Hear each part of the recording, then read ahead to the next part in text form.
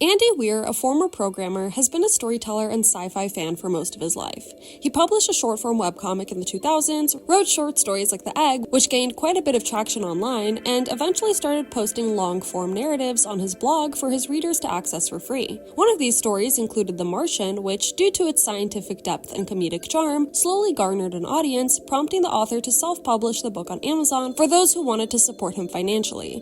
The book slowly made its way up the Amazon bestseller list and eventually got the attention of Crown Publishing Group, which picked up the novel. The movie rights were then purchased by 20th Century Fox, and in 2015, a film adaptation directed by Ridley Scott was released to widespread acclaim, cementing Andy Weir in the science fiction space as a novelist worth paying attention to. Unfortunately, his next novel, Artemis, published in 2017, while not terrible, and yes, I did read it, did not live up to the standards set by The Martian. However, Andy Weir would find redemption through his next story, Project Hail Mary, which not only became a finalist for that year's Hugo Awards, but also, at least from what we can gauge from box office sales so far, became a movie success as well. Despite Project Hail Mary coming out in 2021, I actually didn't read it until late 2024. I had meant to earlier since I was a big fan of The Martian, so much so that it even inspired me to start writing my own science fiction story, but I had so many books on my TBR at the time that it simply took me a while to get around to reading it. But once I did, yeah, it was really good, and even necessary for my state of mind at the time.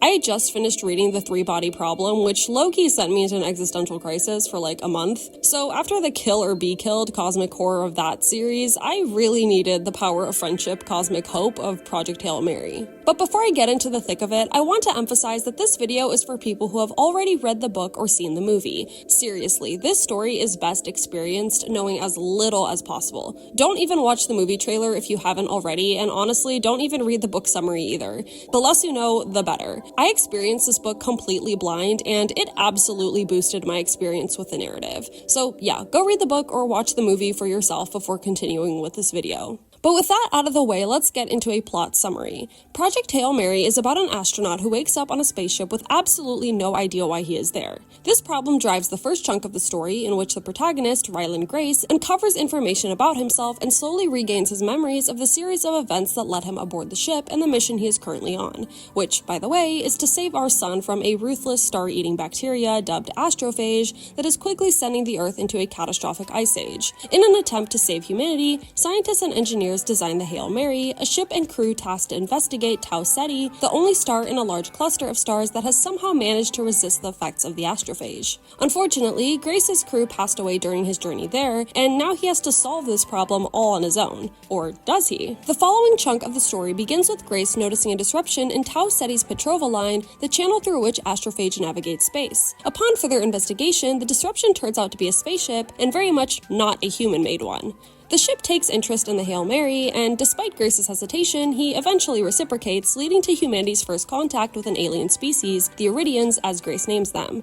A rock-based life form, their sun has also become infected with astrophage, drawing them too to Tau Ceti's resistant nature. Grace and Rocky decide to work together, especially since they're both the last living crew members of their respective ships, overcoming linguistic and cultural barriers to figure out a solution to their problem. With the power of science, they learn that on a nearby planet, there exists an amoeba capable of killing astrophage, which has allowed Tau Ceti's astrophage population to remain under control. After obtaining a sample and breeding it selectively such that it can withstand both Earth and Iridian atmospheres, Grace and Rocky part ways, going on to save their respective people. Except, it turns out that during the selective breeding process, they accidentally bred the amoeba to also be able to worm its way through xenonite, the material they used for its containment. While this doesn't pose a major threat to Grace, who can make adjustments to contain it, for Rocky, whose ship is mostly made of xenonite, it basically spells death for him, and if he can't get the amoeba home, his species. Grace, unwilling to let this happen, sends off the amoeba samples in capsules to Earth before turning around to save Rocky and take him back to Arid. The novel ends with Grace living comfortably on Arid as an honorary citizen and school teacher, contemplating whether to make a return trip home to Earth or to embrace his new life on Arid.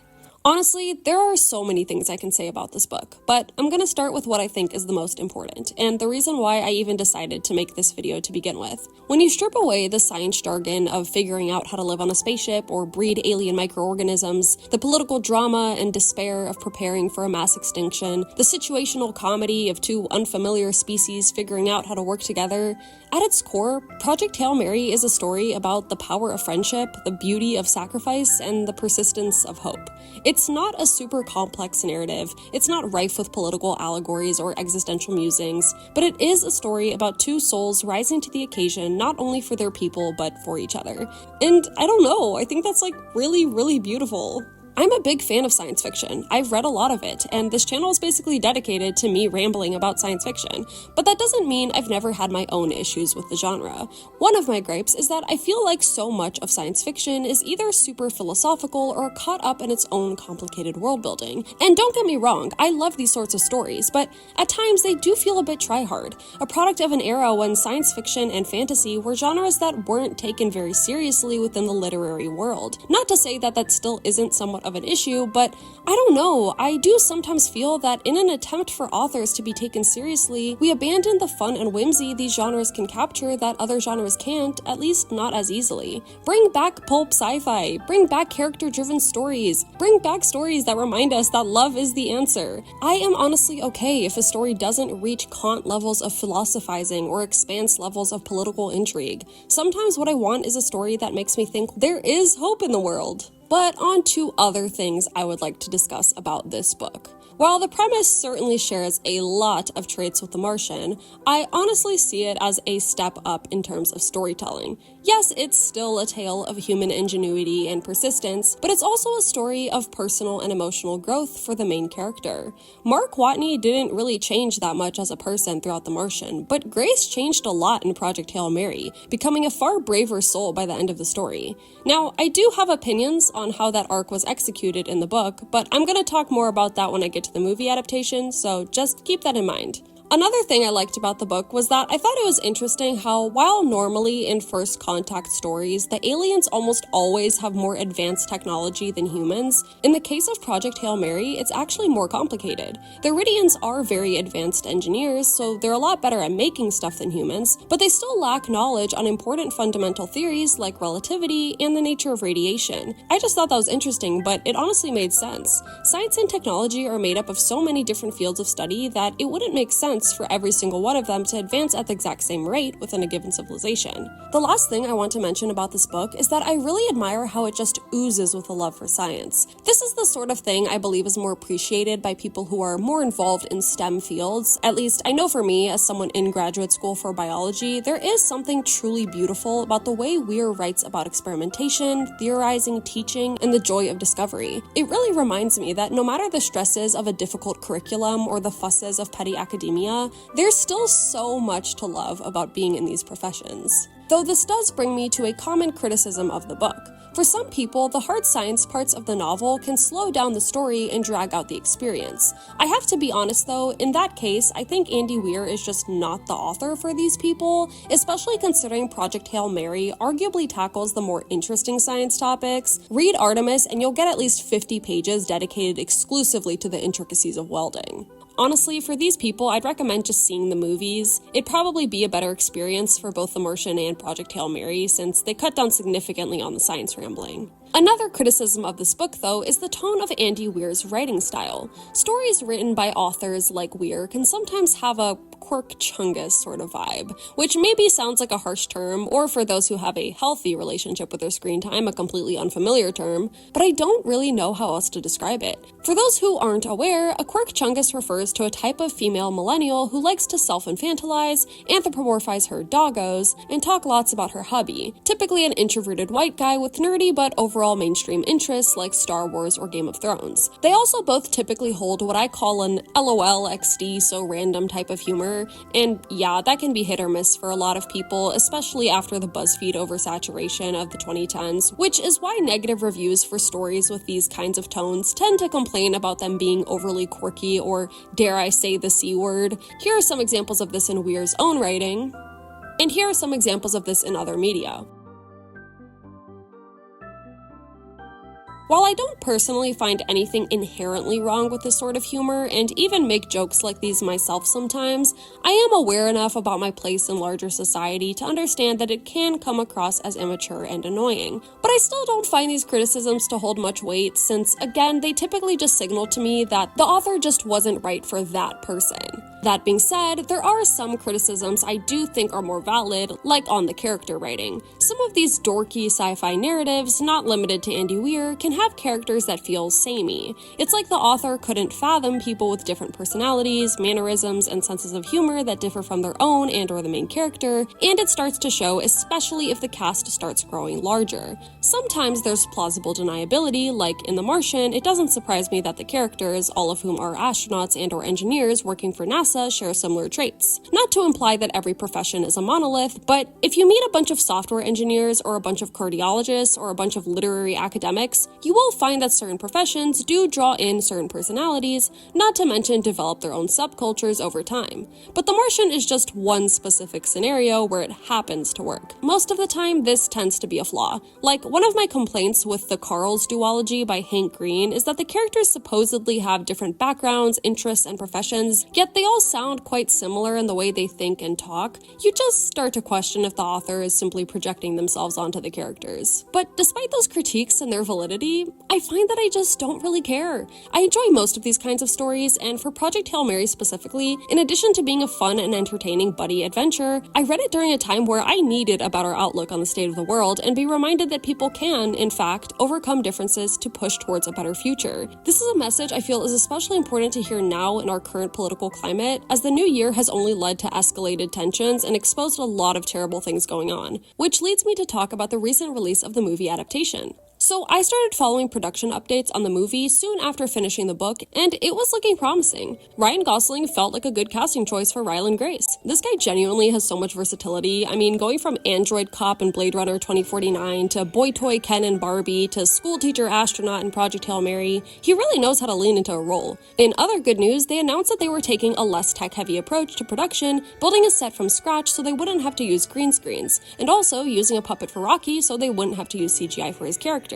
Not only do I think these choices elevated the final product, I'm honestly just happy to see practical effects still being valued in cinema. That didn't mean I didn't have any concerns though. As more behind-the-scenes looks came out, I became a bit worried they were gonna give Grace a romantic subplot with Eva Stratt, who in the book served as the director of the Project Hail Mary mission back on Earth. I feel like it would have undermined Stratt's brutal business-only approach to the mission in the novel, as well as distracted from the core duo of the story, which is, of course, Grace and Rocky. Eventually, we started getting real trailers, and I have to say, I was disappointed they spoiled so much of Rocky. On one hand, I get it, it's kind of the selling point of the story, and probably the main thing to draw potential viewers to actually spend their money, but on the other hand, as I mentioned before, I felt like even the summary on the back of the book was too revealing, and that literally only hinted at Rocky's existence. I just truly think the story is more fun when the alien is kept as a twist. But on March 20th, I went to go see the movie, and yeah, it was really good. Similar to the film adaptation of The Martian, it kept pretty close in line with the plot, themes, and characterizations of the novel. However, it did cut out a lot of what I thought was the fun science puzzle solving of the novel, although I do think that helped the film's runtime, since as of its release, it's still like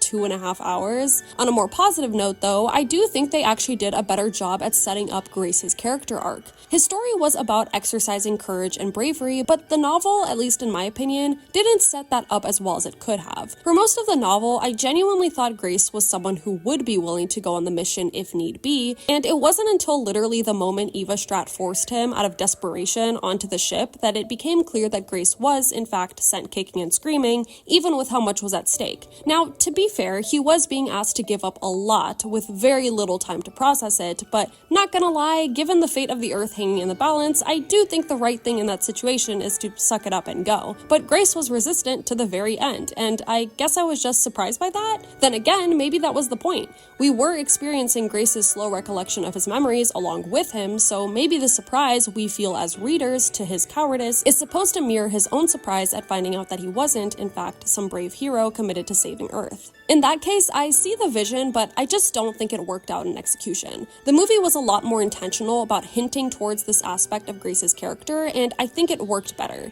There's multiple moments on Earth where Grace talks about how he's not much of a risk taker, personally, professionally, or emotionally, as well as moments on the ship where we witness firsthand his tendency to run away. He's terrified of the pilot's seat, even though he already knows his peers, including the pilot, are dead, and he only accepts the role once he absolutely has to, because now he's come across an alien spaceship ship and wants to get away. Which, again, fair reaction, but it's still a pattern of behavior. It really isn't until he meets Rocky that he takes more risks, like removing his helmet in the tunnel, eventually culminating in his decision to sacrifice a life back on Earth to save his new friend and his people. Maybe at the launch of the Hail Mary, Grace was the last person you'd want to be confronted with a decision like this, but after everything he's been through, every risk he's had to take along the way, including befriending a creature from another planet, he's become a different person. A person who finds that it is actually a very, very easy decision to turn around his ship and give up going home if it means saving his friend and his people. It's an act of bravery that feels more earned, which made his sacrifice land harder and wrapped up his character arc in a way that felt more organic than it did in the book.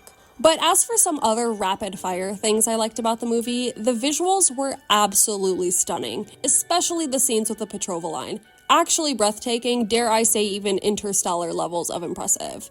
I also liked how both Grace and Rocky's ships moved like flagellated organisms. I haven't seen other people bring that up, and I'm honestly not very convinced that that is how that would work in real life, but given that both of the ships are propelled by astrophage, a microorganism, I thought it was a really fun detail, especially as someone studying biology. What wasn't fun to see, though, was the scene where Grace puts the centrifuge tubes on the same side right next to each other.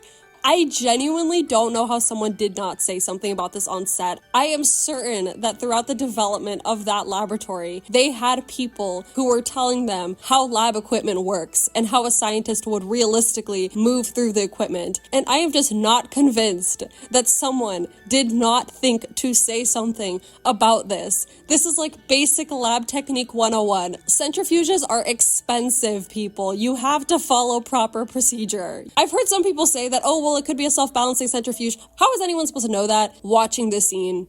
I'm just supposed to look at this and be like, ah, yes, that's a self-balancing. How am I supposed to know that? Anyways, as you can tell, I got a little worked up about it, but it's fine. It's fine. Moving on to something that I thought was cool about the movie. I loved getting to see the inside of Rocky's ship, since we didn't actually get to do that in the book. It was just really interesting how the controls felt like the strings of an instrument. It fits with the Iridian's sound-based means of understanding and interacting with the world. So the last thing I want to say about the movie is that I'm really happy they included the final scene with Grace teaching in the Iridian classroom. I was actually worried they were going to cut out this scene since it was basically exactly how the film version of The Martian ended. I honestly do wonder if Andy Weir got inspiration from that movie for this scene in the book. I know he wrote Artemis in between, but maybe subconsciously that scene stuck with him and he just really wanted to end off Project Hail Mary in the same way. Either way, I thought it was really charming, so I'm just glad they kept it. Overall, great film adaptation. It really preserved the spirit of the original story and even improved on it in some ways. If you've read the book and still haven't decided whether to go see the movie, definitely go see it. But with my thoughts on this story specifically out of the way, I think there's a conversation to be had here about the genre as a whole, you know? Science fiction is versatile. You've got philosophical sci-fi, sci-fi realism, sci-fi fantasy, cosmic horror, space operas, all of which I feel tend to take on more serious tones. As I mentioned before, I do think this is a reaction to the historical infantilization of the genre. It hasn't, and unfortunately still isn't, always taken the most seriously in the literary world, so a lot of sci-fi authors try and find ways to make the tone darker or more serious as a way to garner respect. Like, even YA sci-fi tends to lean more serious, although I could just be saying that because I grew up during the dystopia boom, so a lot of those books were inherently going to be that way. But I don't know, I feel like part of it might be a pressure to prove yourself when you're a sci-fi writer, which is kind of a shame because I think there's so much charm and even power in telling a story like Project Hail Mary. Stories with lightheartedness and humor and hope. I mean, one of the central themes of the story is literally the power of friendship, and I think that's awesome. Honestly, I'd compare Project Hail Mary to James Gunn's 2025 Superman. Maybe it wasn't the most innovative or complex narrative within its genre, but it contained such a wholesome and optimistic message that I can't help but hold it in high regard. In a culture that feels so jaded and cynical, I think it's important, and dare I say even brave, for these kinds of stories to exist in the mainstream. Honestly, I hope to create a similar tone in at least some of my own stories, and I really hope other creatives will become more open to doing that too. But that could just be me. I'm curious to know what other people thought in the comments, whether it be on the book or the movie or the other points I made in this video, so let me know. I love talking about this sort of stuff, and I'm also super open to recommendations for similar media if anyone has them. And of course, if you enjoyed this video, consider subscribing and checking out some of my other content. Bye!